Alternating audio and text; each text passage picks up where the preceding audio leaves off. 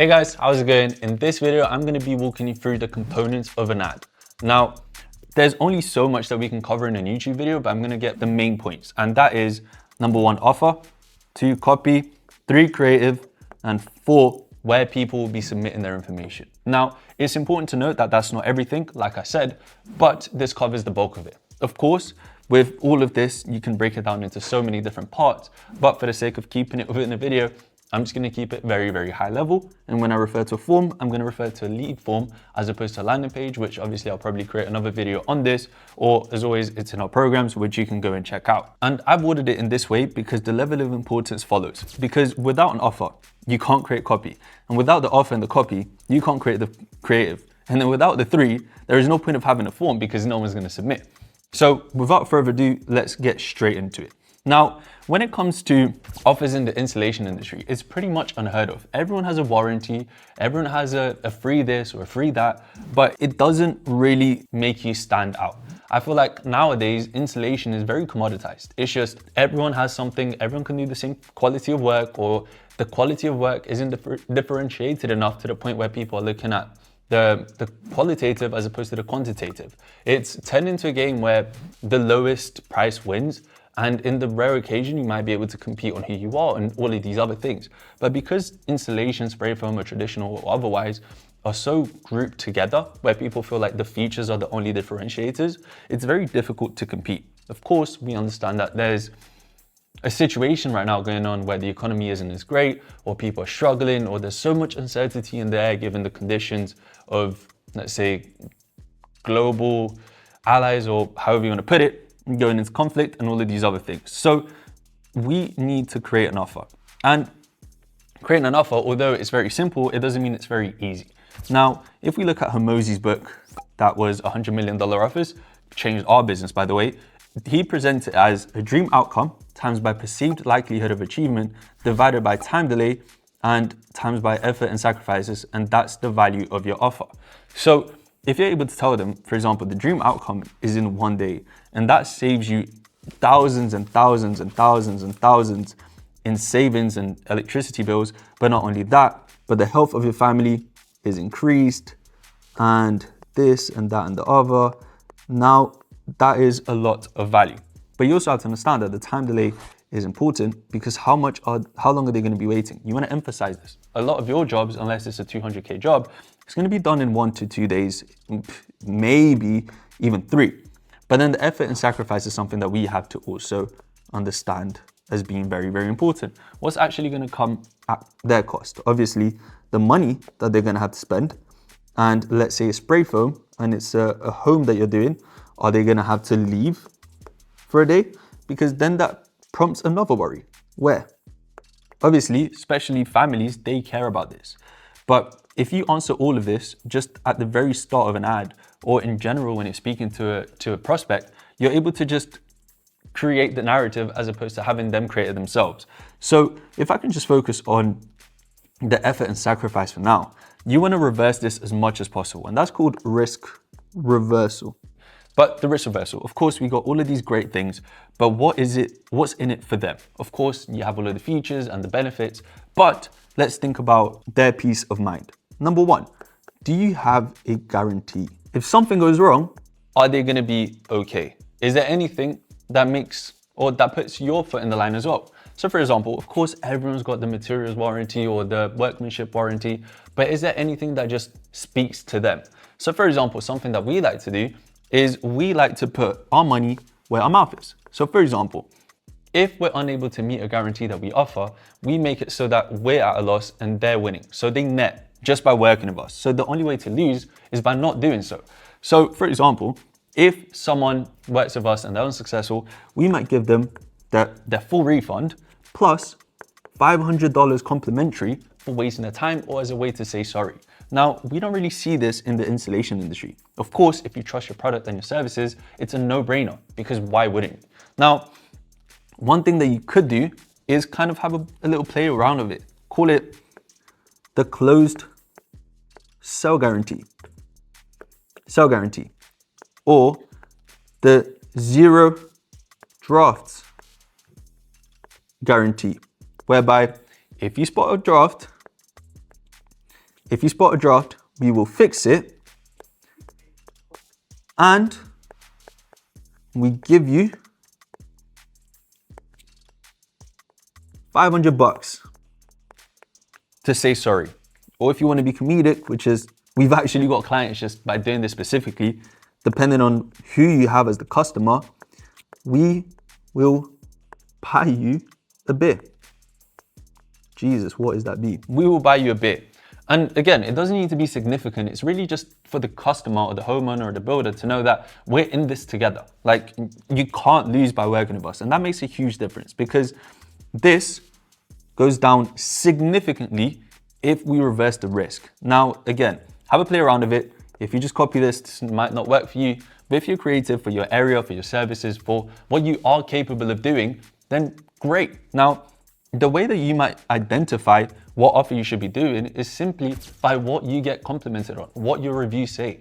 Like, you and the team, or let's say someone leaves a review and they say, wow, it was perfect. They did it so quickly. Everything was clean and this, that, and the other. There was nothing left over. You can literally say the cleanup guarantee or something like that. We will be in and out in a day and we'll leave no mess. If we leave a mess and you spot anything, we'll give you X, Y, Z. It could even be as simple as that, depending on what it is that you want to guarantee and how secure you want to make the client feel. Now, that's one part, but it is, in my opinion, the most important one as well. It also works on the perceived likelihood of achievement, because if you have an offer that strong, then they know that you're good at your craft. You're not just saying like, look, there's no risk for you, but you're also saying there is no risk for you because we're that damn good that we can even offer such a guarantee as this. Now, again, have a play around with this. It's not supposed to be easy, but it is supposed to be simple. It takes time and thought, but once you crack this, this is the most asymmetrical thing that you could do for your business. Asymmetrical being you put little effort in and you get massive returns. Because think about it, when you look at your competitors, what offers do they have? Do they have an offer? Is the offer even good? Do people believe the offer? These are all factors which need to be accounted for. And a huge thing for this, which we'll talk about in other factors as well, it has to be number one, believable, and it has to be amplified. The way that you do that is by having numbers, by having real stats, because that way you're able to really, really emphasize this as well. Now, we'll just leave it there for the offer. Next thing is the copy. The copy is what can be daunting for quite a lot of you. I've seen a lot of ads on Ads Library where I can just see all the competitors and what you guys are doing. And I know that 99% of you just use ChatGPT and you say, write me a primary text. It's not great. Like, I've seen it. When I see that, I know that if I enter the market, I'm gonna do incredibly well. It fills me with confidence, which is bad news for you. But in this video, I'm gonna teach you how to not be that guy, how to make me shiver in my boots if I ever see your ads in a competitor's area. Now, the way that we do that is by following frameworks. I've outlined 4 here for you, but that doesn't mean it's the only ones. And don't get me wrong, you can still use ChatGPT, Utari, Manus, Gemini, whichever one it is that you want to use. But you need to understand what you're looking for, and you need to have an understanding of what good looks like. Because if you don't know, then you're just going to accept anything as gospel, and you're going to take that and run it and then just get unsuccessful results. Now, it's the same model as you wouldn't hire a sprayer if you don't know how to spray yourself, because you can't give feedback. You don't know what good is, you don't know what bad is, you don't know how long something should take, and you're gonna take them at their word. We don't wanna do that. We need to actually be good at this. And these simple frameworks kind of help. Now, just to give you the bare bones of copy, you're essentially selling through words, well, selling through text. Same way that you would speak to a homeowner or a builder in person, you have to speak to them or resonate with them through online and through words. The most important thing actually, is emotion and actually resonance. Do you evoke an emotion in the buyer? Do they resonate with the things that you're saying? Because without this, it's frankly insignificant. And then actually, just to add a few, do they believe you? That one's quite obvious. I'm not even gonna explain that. But it's important to say, because everyone understands that you're selling them something. So if you're selling them, they're of course gonna be on the back foot, they're on the defensive. So if you say something that people don't believe, or people are looking to not believe, they're gonna take that as an out and they're not gonna continue. So B-A-B. So just emphasize the problem that they're having, right? So for example, this could be phrased in multiple different ways. You could talk about a customer, where a customer had this problem, and then this was them after the problem, and how your product was able to solve it. So as an example, we have Susan. Before, she was paying an additional $125 on electricity.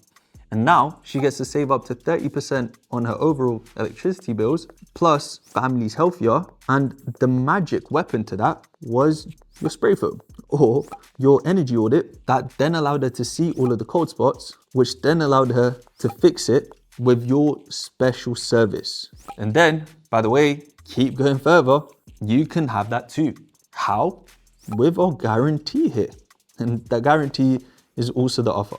Guarantee, offer, and then below the CTA. I know this is very high level, but again, we will probably have a deeper video just explaining all of these in extreme detail. So saw the video for all of these topics because these are very, very vast topics on their own. So again, we have something similar here, but instead of talking about before, we just emphasize the problem. So the problem is a little bit different. It can just be not good at drawing arrows, huh? So like expenses rising, especially in today's world.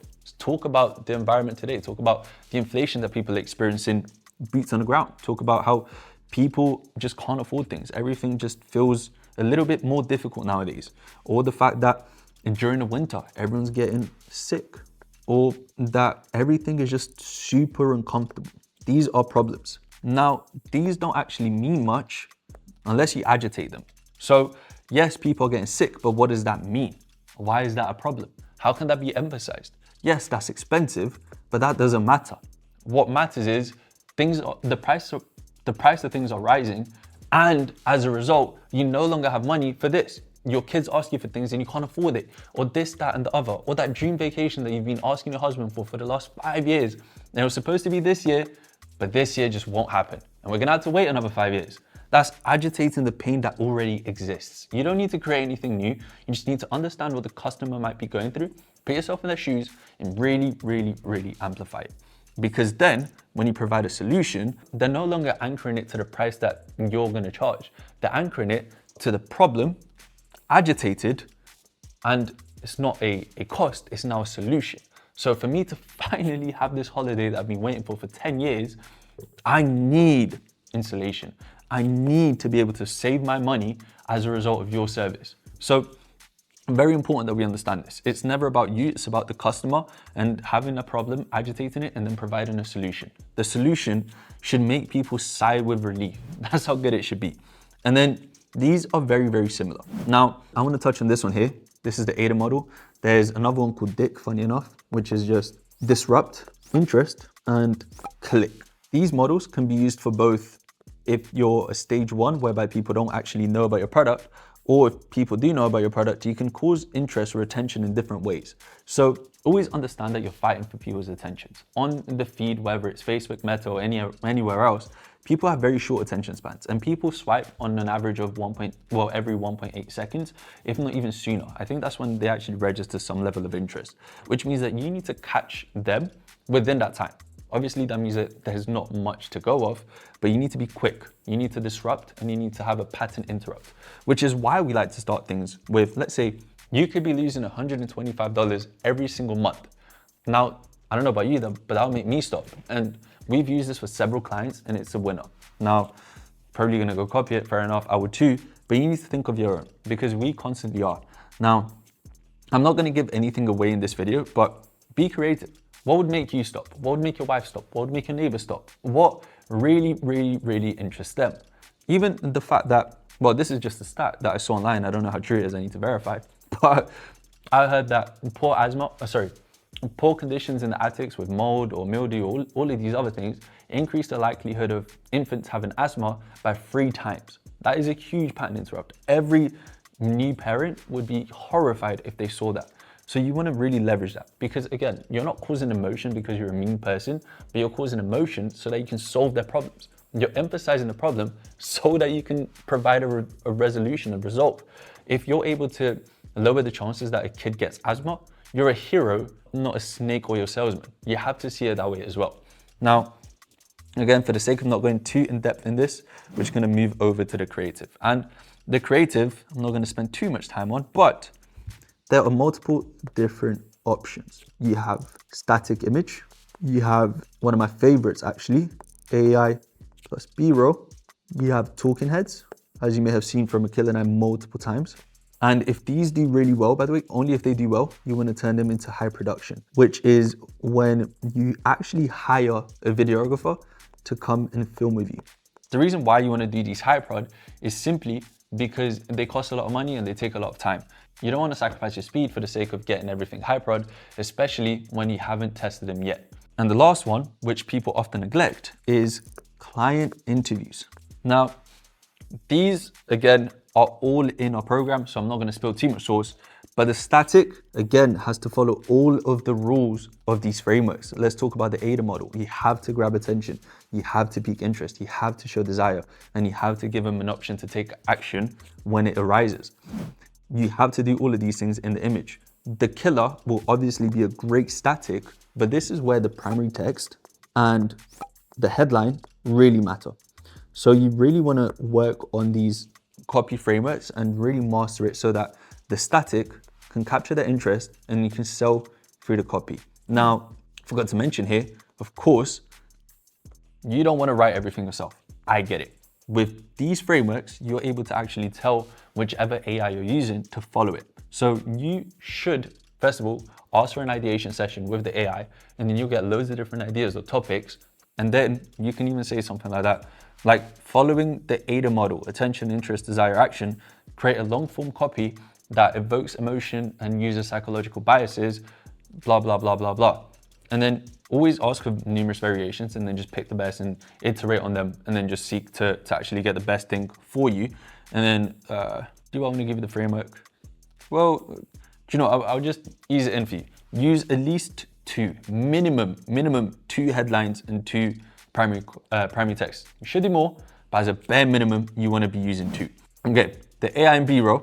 This is where the primary and the headline, they matter, but nowhere near as much as the actual creative, because this should do all of the selling.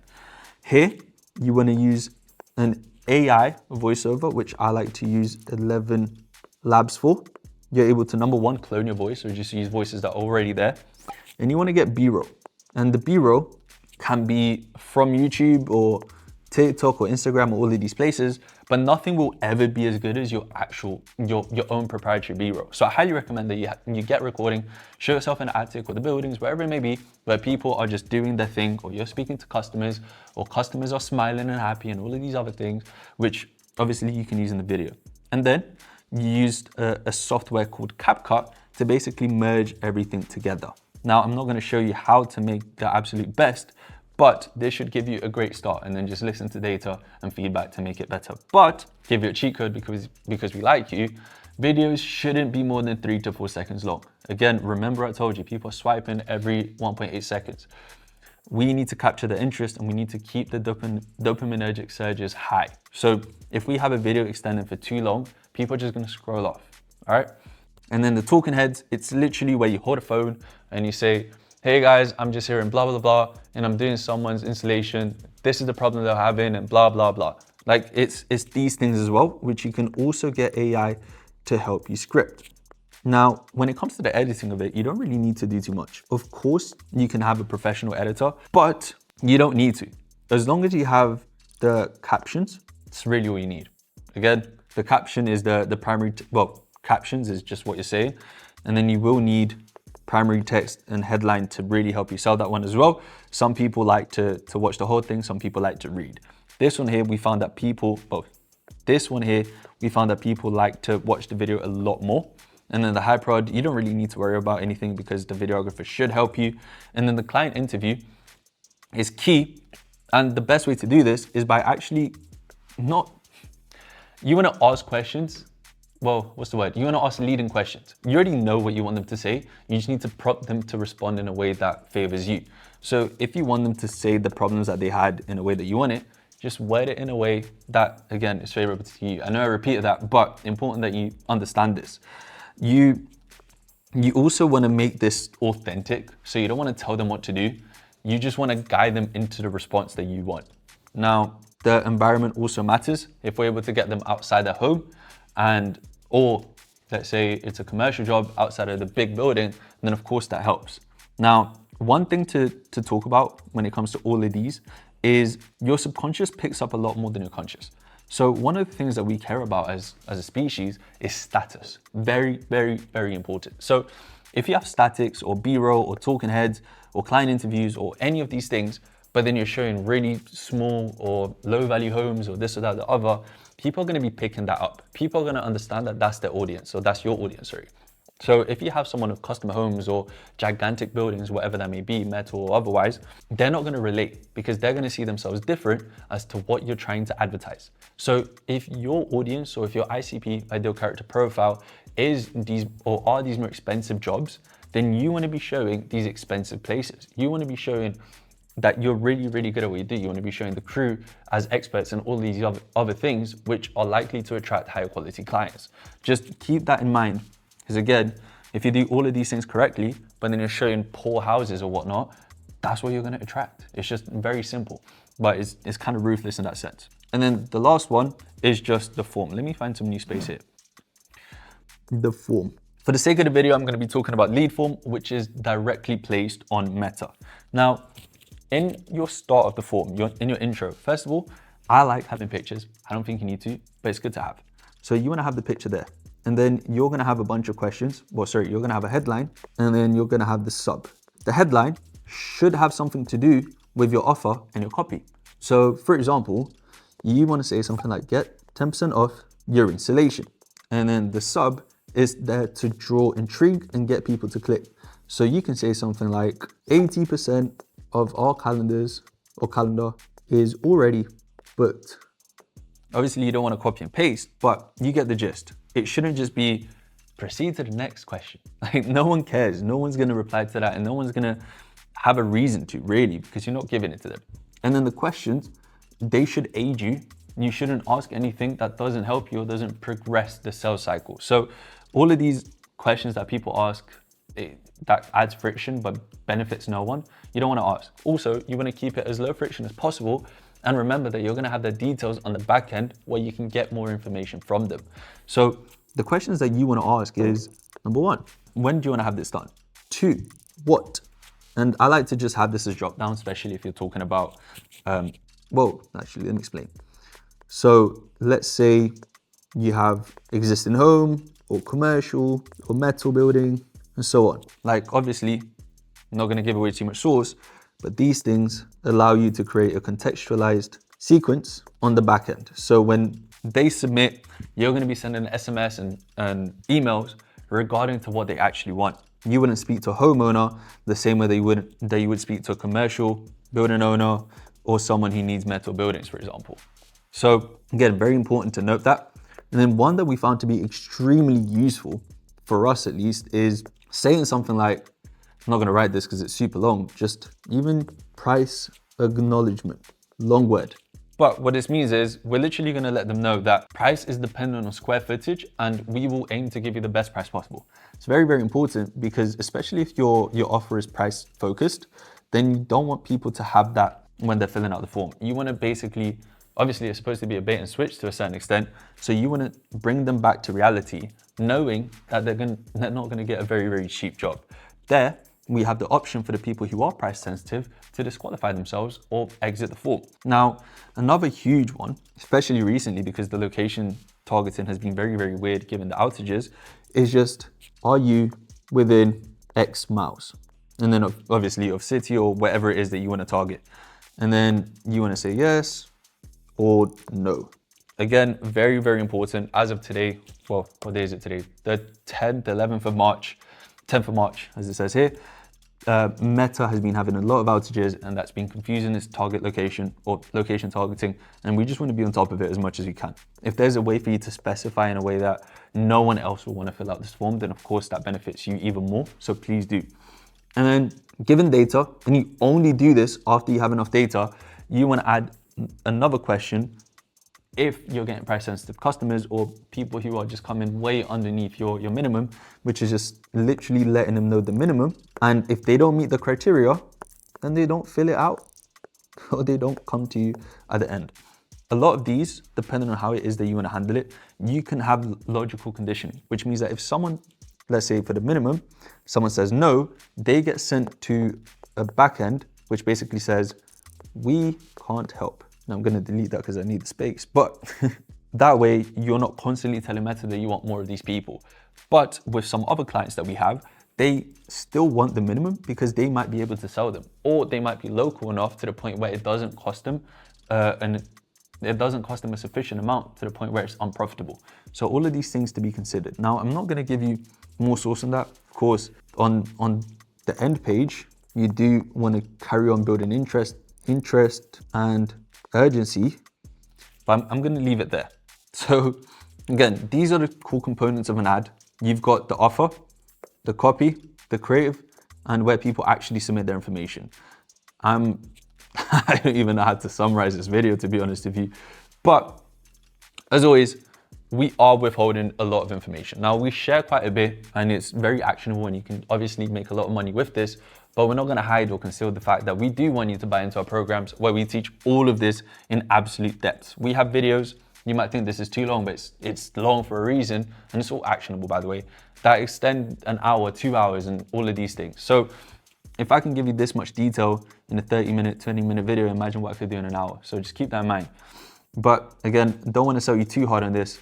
But as always, although this is free content, Akil and I and the team are always happy to help you. So if you have any questions, feel free to reach out to us on Instagram, YouTube, or even in the comments where we can just go deeper into all of these things. One thing that I haven't mentioned because it's outside of it is the pixel conditioning, which I've gone through in a different video. So go for a page, find it, and trust me, it'll be very, very, very beneficial. I'll catch you later. Bye.